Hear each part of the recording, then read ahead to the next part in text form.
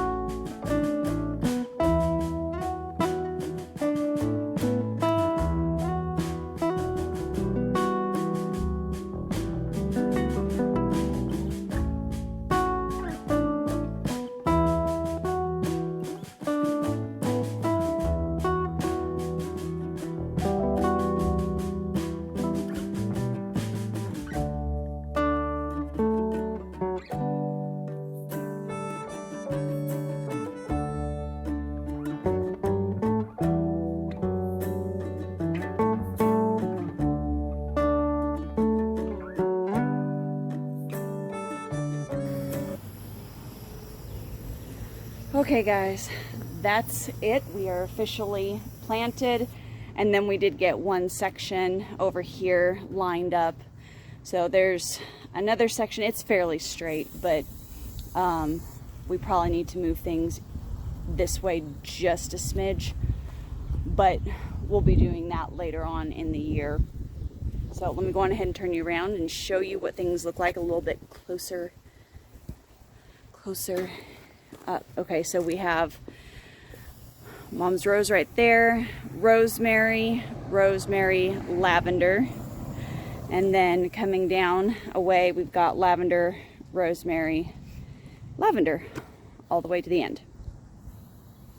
And we're contemplating what to do up in there, so that's just there mostly for weed suppressant right now, but that's also going to be for a later project.